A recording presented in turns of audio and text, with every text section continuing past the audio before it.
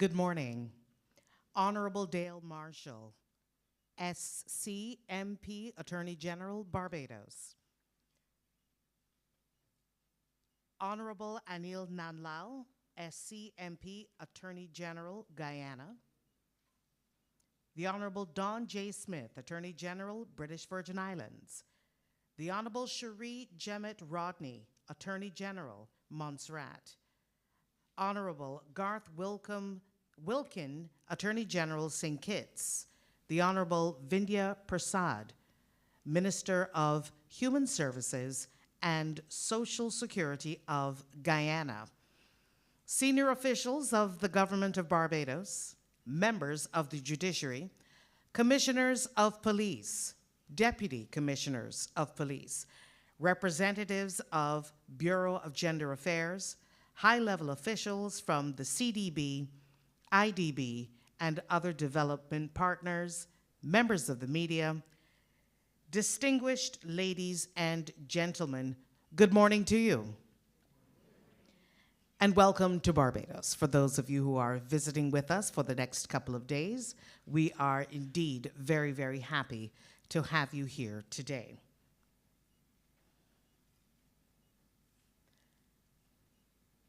So as all participants take their seats, we are about to begin the Regional Symposium to advance state responses on domestic violence. On your respective tables, you will find equipment available for simultaneous interpretation in French, Dutch, and English. I'm just going to give you a brief demonstration. This is your unplugged device. In order for it to work, you must first plug it in. We're off to a good start. Then you will notice this button right here on the front. Now you can turn it on and engage the equipment. Once you do that, you can select your channel of choice on the right. You will find Dutch on channel 1, English on channel 2, and French on channel 3. It's in alphabetical order. So once again, Dutch, channel 1, English, channel 2, and French on channel 3. And your volume control is on the left for those of you who choose to use the devices. So officially, good morning, ladies and gentlemen. I'm Gaynell Marshall. I'll be your host for the next couple of days here as we all welcome you to the Regional Symposium to advance state responses on domestic violence, jointly organized by the Inter-American Development Bank, the Caribbean Development Bank, and the Government of Barbados. We are honored to have with us distinguished authorities, representatives from across the Caribbean, and international partners committed to strengthening justice in responses to domestic violence. At this time, I'm going to welcome Antonio from the Hilton to the podium to give us a safety briefing. In the meantime, I will also ask our speakers providing opening remarks to kindly join us on the stage. First, Antonio.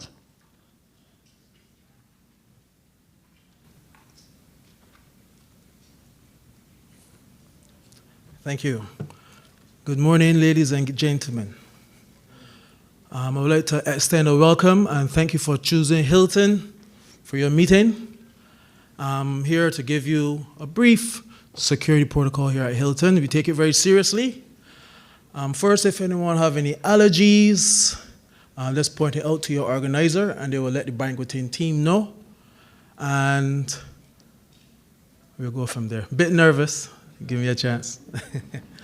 All right, on your left and right, you will see highlighted exit doors. Those are emergency exit doors. In the case of emergency, you're going to hear a series of bells.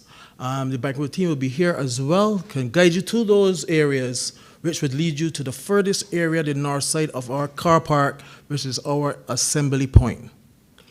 All right, if anyone have any questions, just reach out to the banqueting team, our security team here as well. 95% of us at Hilton are first aid qualified. So if anyone have illnesses or anything, we are here to assist you as much as possible. So yet again, thank you for coming, choosing Hilton for your meeting, and I wish you all well and a blessed day. Thank you. That's it. Thank you, Antonio. We trust you're not the 5% that we won't have first aid from, right? Just checking. By the way, the bathrooms, the washrooms are on this side. So once you walk through the courtyard, you just make a quick left, and the restrooms are there available for you. Now, to officially open the symposium, we will hear welcoming remarks from our hosts and partners. We invite Karina Coburn, IDB Country Representative for Barbados, Isaac Solomon, Vice President of Operations, CDB, Anton Edmonds, General Manager, Caribbean Country Department, IDB, and Honorable Dale D. Marshall, SC MP, Attorney General and Minister of Legal Affairs, Barbados. It is my pleasure to give the floor first to Karina Coburn.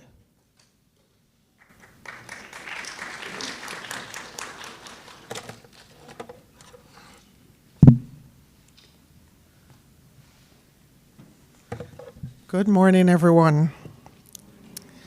So, first of all, I'd like to say thank you very much to the Honorable Dale Marshall, Attorney General of Barbados, and thank him, Nicole Thompson, and the team from the AG's office for working so closely with us to host today's proceedings.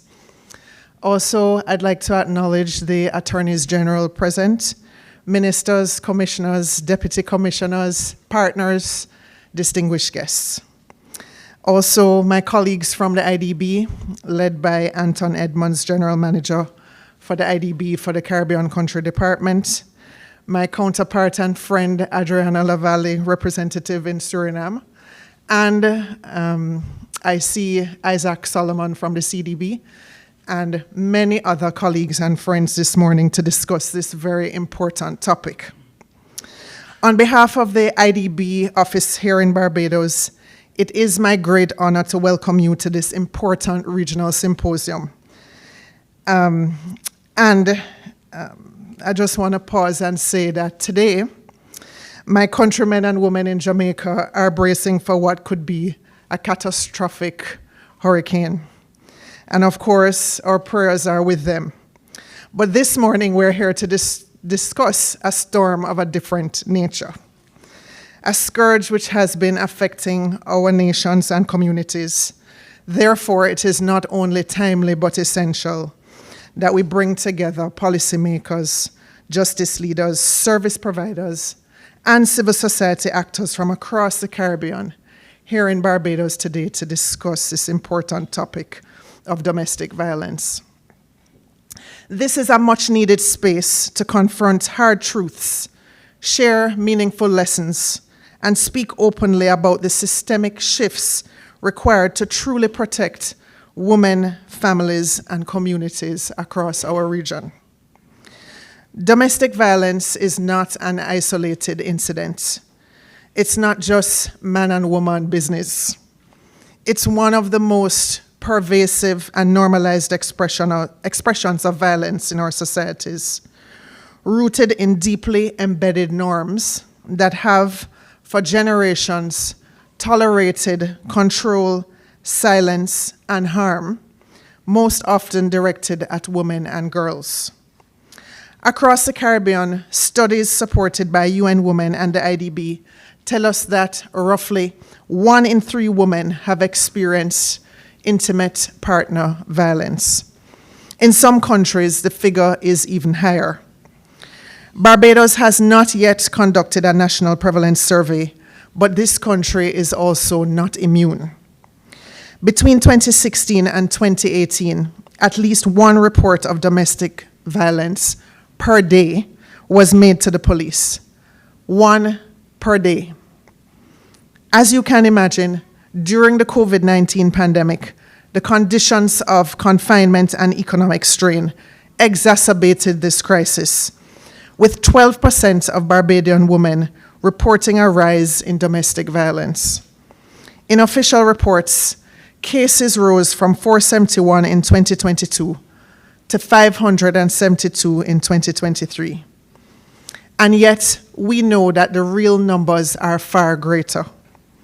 Fear, financial dependency, social stigma, and a lack of trust in institutions keep many women silent. Behind every statistic is a survivor, and often a child, a family, a household enduring violence in silence. We must understand domestic violence as part of a wider continuum of interpersonal harm. Emotional abuse, coercion, economic control, sexual violence, and in the worst cases, femicide. These are often reinforced by rigid ideas of masculinity, male marginalization, and a cultural legacy that ties power to dominance and emotional suppression. That's why we emphasize that addressing domestic violence is not separate from tackling crime, instability, or social unrest.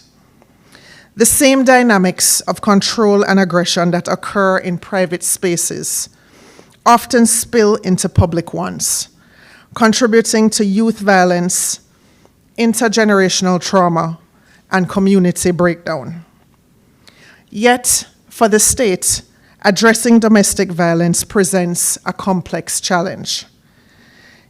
It requires extending public action into the most private of spaces, into people's homes, their relationships, and intimate settings where harm occurs. This is tough, and it demands more than policy. It demands new partnerships and a rethinking of how governments deliver health services, education, and justice. It also calls for collaboration with shelters, faith-based institutions, community organizations, and survivor-led groups. And finally, it obliges us to build systems grounded in confidentiality, accountability, and care. It shouldn't be lost on us that we are gathered here almost 2 years to the day at the very location where the Needham Point Declaration was established. That declaration and the George Bridge Declaration that followed represents a growing regional commitment to justice reform and inclusion.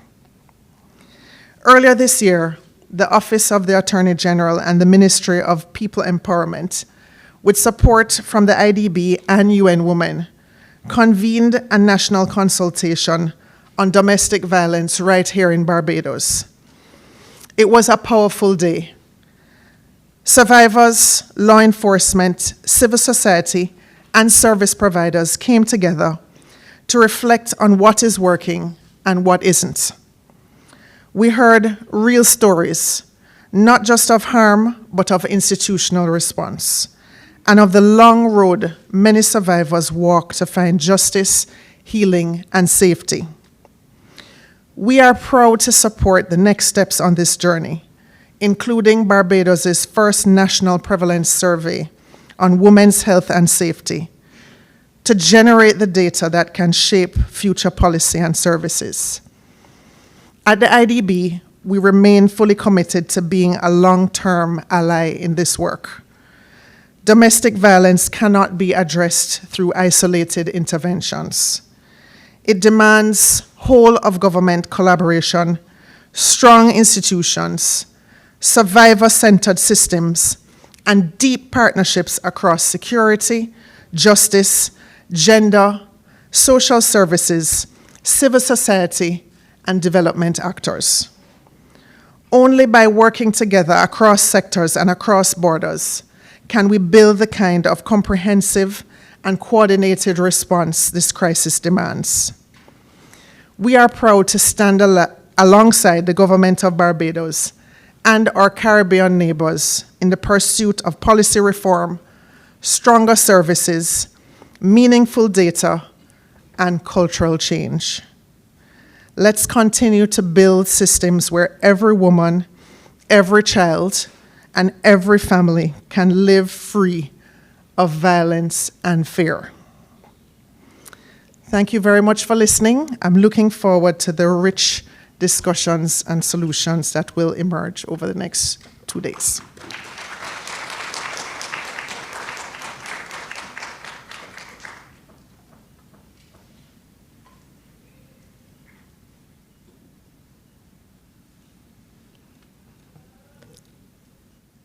I would now like to invite Isaac Solomon, Vice President of Operations, CDB.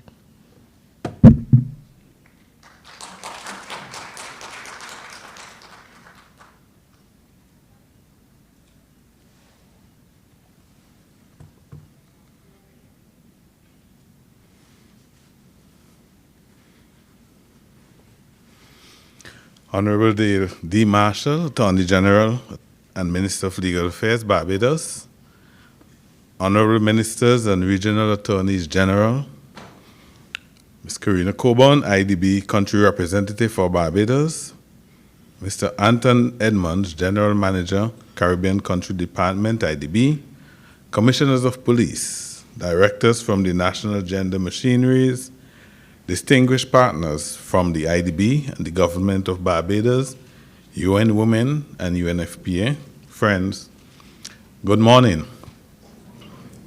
I'd like to join my colleague and friend Karina in standing with the government and people of Jamaica, and of course we are sending up our prayers for them. And as I am in the midst of these legal luminaries, it is a reminder of the urgent work we have to do around reparatory justice to help build resilience against issues we did not create. The Caribbean Development Bank is proud to partner with the Inter-American Development Bank and the government of Barbados with the strong support of UN Women, MCO Caribbean, and UNFPA to host this regional domestic violence symposium, a gathering that demonstrates our collective resolve to build a Caribbean where every individual is free to thrive. I begin by honoring the indomitable legacy of Caribbean women whose courage made this gathering possible. Women and civil society who refused silence, who insisted that violence in the home was not a private matter, but a public policy priority. Women like Ande, I hope I got that right, Peggy Antrobus, Roberta Clark, Professor Rhoda Reddock, and Professor Eugene Barreto, and many visionaries who reveal that the violence that scars our homes is deeply rooted in systemic structures. Our historical legacy of inequality, the violence of poverty and exclusion, and the silence that has too long protected power. Because of their advocacy, laws have changed, communities have mobilized, and governments have awakened to a profound truth that violence is preventable, and its prevention remains the truest measure of our humanity and our justice.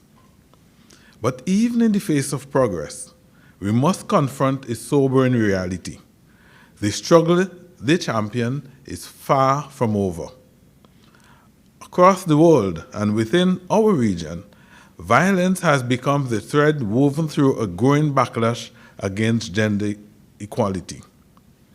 It is increasingly organized, financed, and deliberate, seeking to unravel our hard-won gains and erode the very freedoms generations of Caribbean women fought to secure.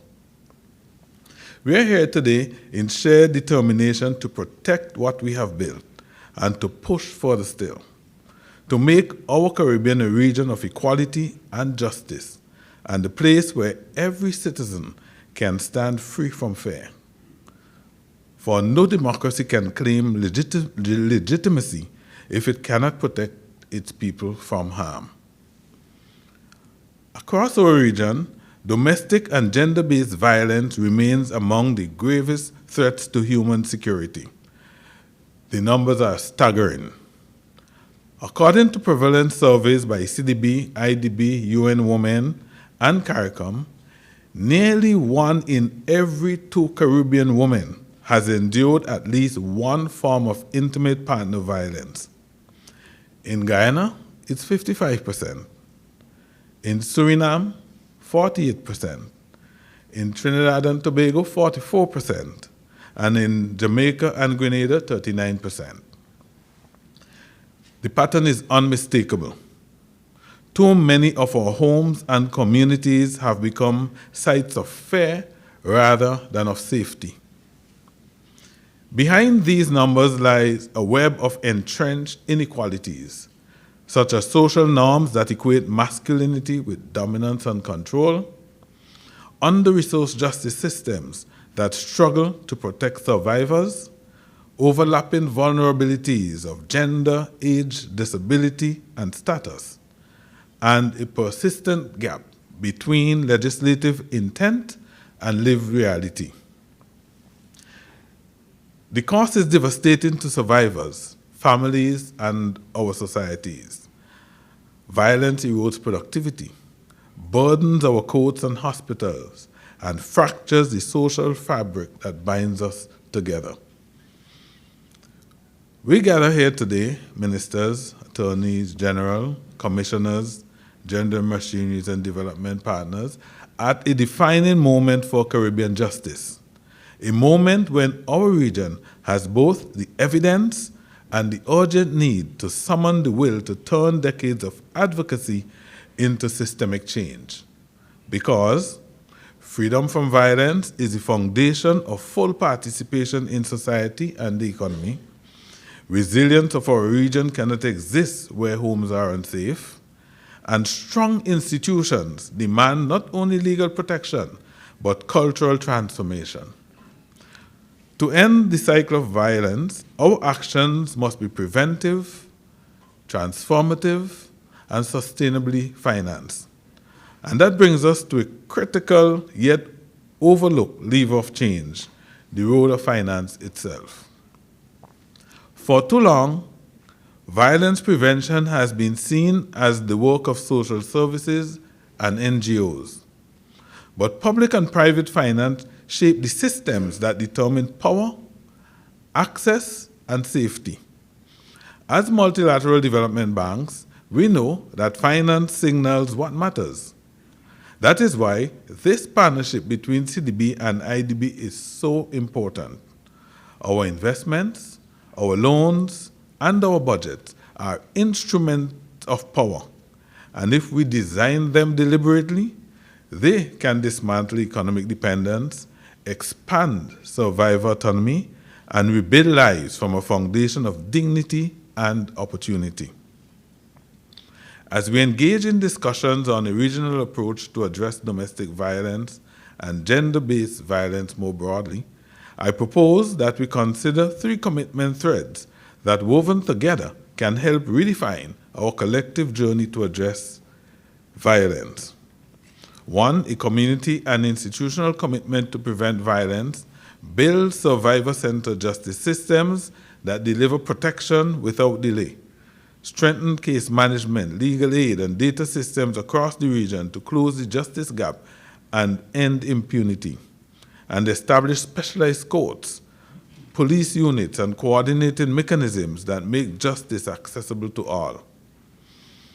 2, a financial innovation commitment that mobilizes public and private finance for prevention and response.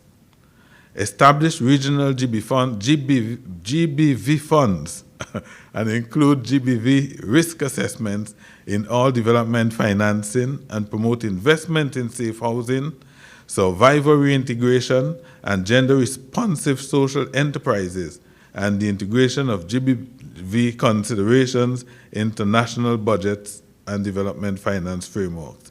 It's interesting that I'm saying gender-based violence easily and can't say GBV. An ecosystem commitment to align legislation, institutions, and community action.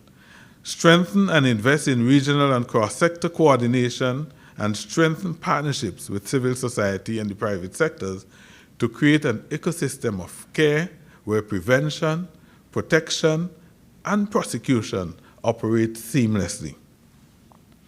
At CDB, we believe there is no sustainable development without safety and no resilience without justice.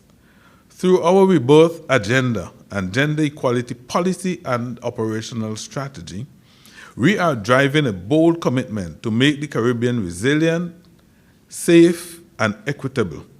We support the region to integrate GBV prevention and response international plans by driving prevention and norm change through gender transformative parenting, youth and men's engagement, and community-based behavior change. Strengthening protection and redress systems by supporting psychosocial services and coordinated justice, social and health responses, including legal aid clinics and one-stop centers. Advancing data and accountability through partnerships with IDB, CARICOM, and UN Women to build a regional GBV data ecosystem. Fostering institutional and civil society regional leadership by aligning budgets, policies, and regional cooperation to address gender-based violence. As I close, let us remember that the safety of our homes and communities is the foundation of regional and global peace, democracy, and prosperity. I also wish to salute and thank our development partners, IDB, UN Women, UNFPA, CARICOM, the University of the West Indies, and our governments and civil society, whose unwavering commitment and action continue to shape regional policy and legislation and deliver life-saving services and advocacy. But our next task is to scale our collective action with the urgency this moment demands. For a region that has given so much brilliance to the world must also be a place where safety is guaranteed, dignity of our people is protected, and justice is real. Only then can we speak truthfully of sustainable development. Let this symposium in Barbados stand as a defining moment to confront our histories and reform our institutions. The Caribbean Development Bank stands resolutely with you. Let us finish the unfinished agenda and build a Caribbean where every life is free from violence and free to flourish and thrive. I thank you.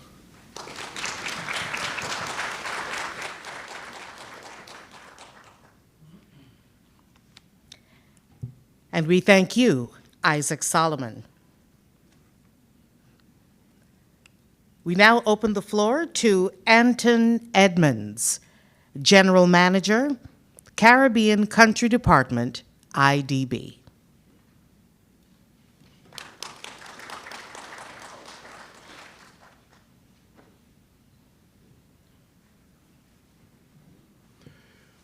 Morning, everyone.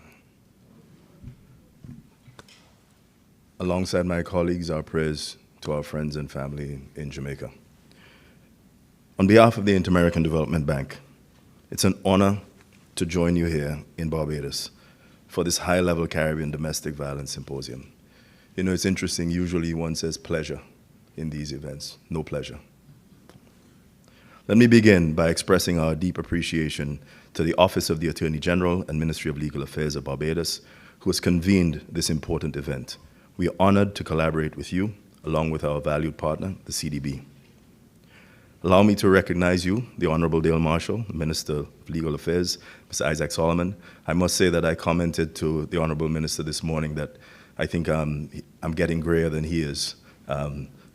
We've been gray for a long time, so it's a little bit of an old joke. And to the IDB team, our country representative, Karina, who you heard from earlier, and our colleagues from Citizen Security as well as Gender. It is inspiring and important to see so many distinguished leaders, ministers, attorneys general, members of the judiciary, commissioners of police, head of gender affair bureaus, and senior officials here and committed to advancing this regional agenda. Our gathering today sends a powerful message. The Caribbean is ready to move from a commitment to a coordinated action plan to end domestic violence. At the IDB, we view this not as just a gender or security issue. It is a development priority. Domestic violence erodes the very foundations of our societies. It undermines public health, productivity, and social cohesion. It limits opportunity, and it holds back our collective progress. To build a more inclusive and resilient Caribbean, we must address this issue head-on, with urgency, with evidence, and with partnership. The Caribbean has long demonstrated a clear understanding of this mandate. 15 years ago, in 2010, regional leaders adopted the Unite Caribbean Consensus, a landmark commitment facilitated by UN Women to strengthen accountability and end violence against women and girls. The consensus called for comprehensive multi-sectoral action, prevention, protection, services, access to justice, and cultural change. Since then, the region has made important progress. The development of CARICOM's model legislation on domestic violence, which has guided national reforms, and heads of governments have endorsed public health approaches to violence. In addition to that, we've seen the creation of the first sexual harassment tribunal.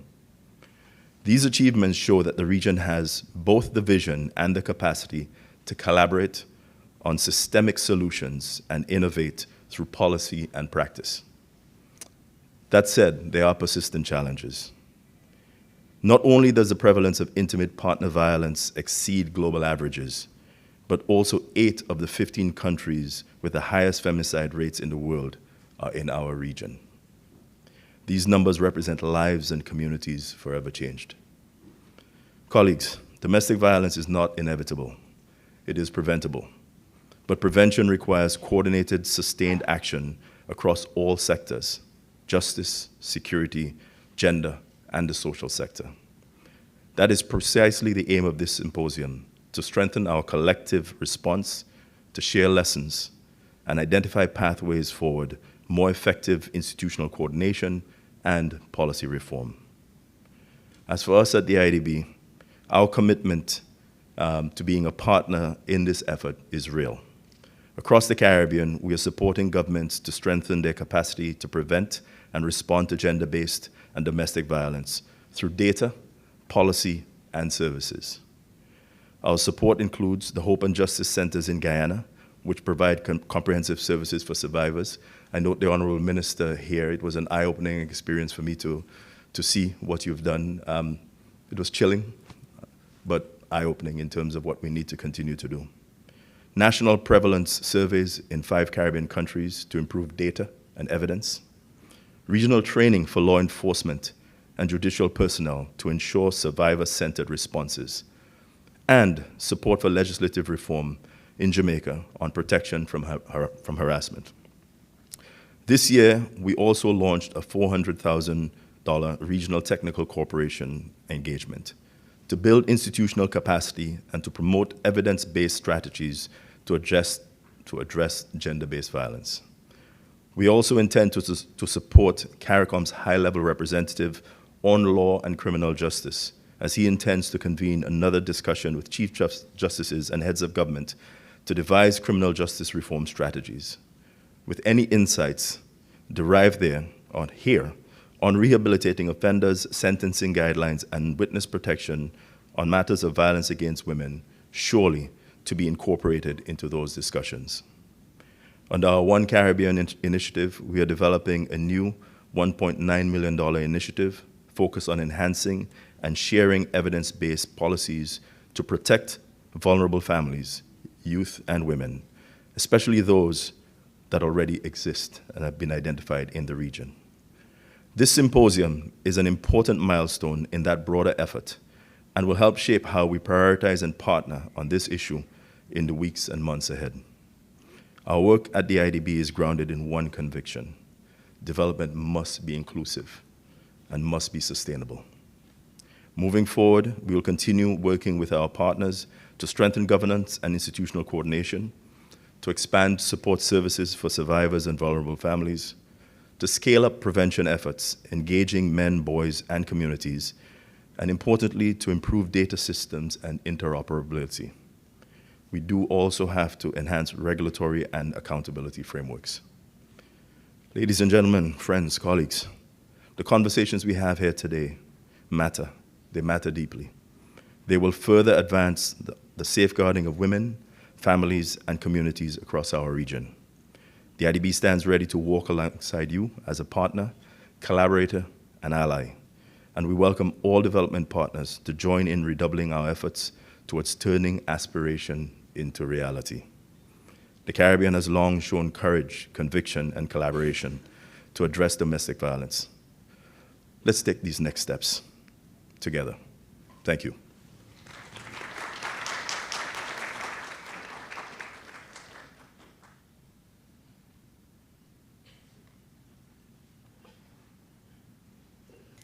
Thank you so much, Anton Edmonds.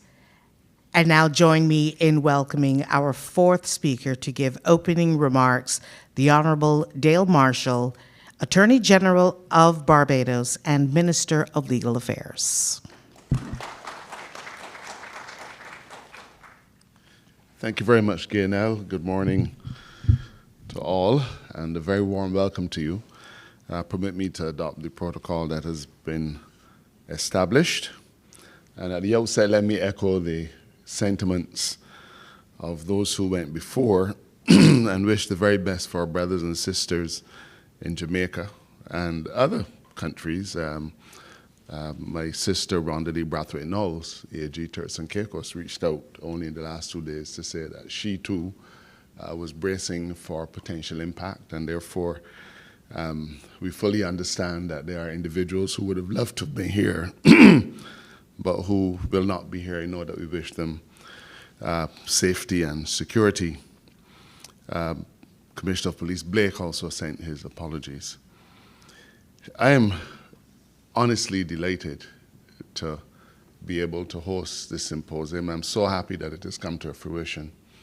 I think that some of you would know that we've been talking about this for a little while. And when we had our own symposium in Barbados, perhaps you could say it was just a way of testing the waters to see if we were ready for this important discussion. And as I was preparing myself mentally, I have a recollection that relates to my own childhood growing up in rural Barbados, St. George. I guess you could call that our own sugar belt. And I have a distinct recollection of ladies having a discussion.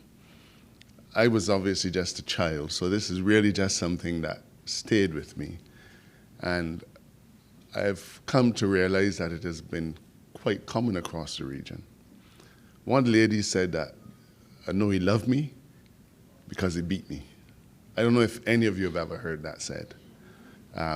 But I've discovered that it was a fairly common attitude in Trinidad, I'm sure in Guyana, across the region.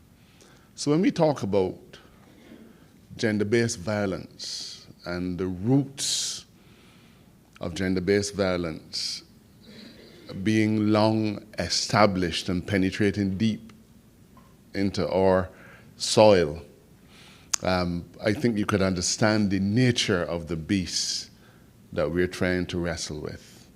There's no doubt, of course, that these are attitudes that we should have sought to root out many, many decades ago. But it's never too late. When we look at the statistics that show the increase in domestic violence, not just in Barbados, but globally, I think that we recognize that even a small region like Barbados and the Caribbean has an important role to play, if only to signal to the rest of the world that as we are leading in climate change and other matters, that we are certainly prepared to take a leading role in this subject. So 7 months later, we are here again and collaborating with the IDB once more. I am so thankful that you've thrown your financial support and influence behind this, but I'm equally delighted that we now have been able to bring on board the CDB as an important regional partner, because this is something that has to have a regional focus. So it's nice for Washington to be a part of it, but it's even more important for our own homegrown institution to demonstrate that they're willing to stand shoulder to shoulder with us. So this regional focus reflects the appropriate seriousness with which our countries view the perennial problem. UNICEF, and I'm grateful to my researchers, estimates that globally 641 million women have experienced physical or sexual violence from an intimate partner. 641 million women. They characterize it as a major public health and human rights issue that disproportionately affects women in lower income countries. Historically, it has been characterized by physical abuse of women and girls at the hands of domineering men. And quite often, some of these incidents have resulted in murder and manslaughter. I'm happy that tomorrow morning our first session will be to discuss the Todd Lampkin case from Trinidad. And in that decision, the judge found that the right to the protection of the law afforded the victims of domestic violence a duty of police officers not only to report and investigate, but also to be proactive and look to see what measures could be adopted to ensure that domestic violence did not recur in the future. So we've had high judicial authority looking at the matter of domestic violence in the region. The Inter-American Convention on Prevention, Punishment, and Eradication of Violence Against Women was signed in Brazil in 1994 and captures this particular ethos. It is, of course, the first legally binding international treaty that criminalizes all forms of violence against women, especially sexual violence. The definition of domestic violence has, of course, evolved significantly over the years, and in many states has now been put on a broader statutory footing. We enacted our domestic violence legislation in 1992, and we revisited it a few years later in 2016 to make sure that it remained current. And you'd permit me, if I know we're going to discuss our legislative responses a little later in the morning, but you'd forgive me if I look at the definition of domestic violence under our Act, and it is the willful infliction or threat of infliction of harm by one person in a domestic relationship upon another person in that relationship, and includes child abuse, emotional abuse, financial abuse, physical abuse, and sexual abuse. I'd like just to focus for a few minutes on the issue of child abuse. And child abuse is itself defined as any act of domestic violence perpetrated against a child and includes causing or permitting the child to witness, hear, or be exposed to acts of domestic violence. And I look at this definition perhaps in a little more detail, and I don't plan on minimizing any of the other elements of domestic violence, but the issue of children in the context of domestic violence is especially important. Our police statistics demonstrate that we've had an uptick in domestic violence, but perhaps the one thing about our statistics that we have to consider is the large number, an increasing number of very young individuals who are involved in criminal activity. I think everyone says and agrees that children practice what they see. And I don't know that there's a scientifically established causal relationship between domestic violence and youth involved in crime. If there is, I'd be happy if you would share it with me. But I think it is almost intuitive that such a relationship would exist, because it stands to reason that a family relationship, a family environment where domestic violence is a feature is going to be a dysfunctional family. And I think our experience shows that dysfunctional families are often the breeding ground for young individuals who are involved in crime. And therefore, when we address the issue of domestic violence, it isn't just a question of addressing the issue for today and solving the problem for today. It has to be the notion that we try to reorient dysfunctional families so that those dysfunctional families don't result in dysfunctional young people.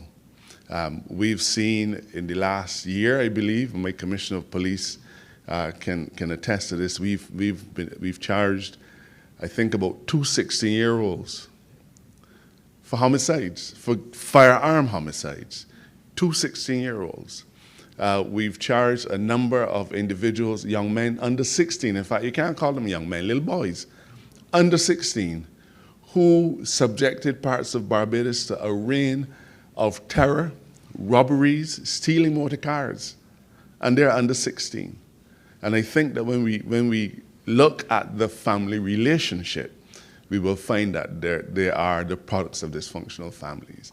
I have my own Kim Ramsey, who is the resident criminologist in my ministry, and we have our Criminal Justice Research Unit, and these are the kinds of things that I believe their research is bearing out. So we have 2 days, not just to talk about these issues, but to come up with some firm resolutions as to how the state must respond. And that is really our big challenge. And again, we come back to the Todd Lampkin case. The state has a duty, it is a legal duty, it is the protection of the law that is owed to individuals. We don't just owe protection of the law in the courts and in other places, we owe it in this context as well. There is a lot to do. I know it is a very sensitive subject. It is an emotional subject. When we had our symposium 7 months ago, I saw some of the participants almost moved to tears as they recounted what it meant to them. And as we organized this, I asked my staff to make sure that this was not just a meeting of attorneys generals and of technocrats and of theorists. I asked my staff to make sure that victims, people whose lives have been forever scarred, had the opportunity to sit with us. Most of us, I'm sure, are fortunate, but I wanted the victim, who is often crying alone with a sense of hopelessness and no support, I wanted them to be part of this dialogue. And I'm very happy that some of them have consented to be here. So it's going to be a sensitive subject for us. And in many respects, the solutions are not just going to be found in terms of what laws we can draft. The solutions are also going to be found in what community responses we can provide to help to lift up those individuals who suffer from these challenges. So let me again welcome you to Barbados. I look forward to 2 days of fruitful deliberations. But more than deliberation, I look forward to us setting a foundation on which we can build within the region as we try to address this issue. Gaynell has quite obviously realized that I was grinding to a halt and took to her feet. So let me thank you again for coming. I look forward to meeting with all of you over the course of the next 2 days. Madam Chair, over to you.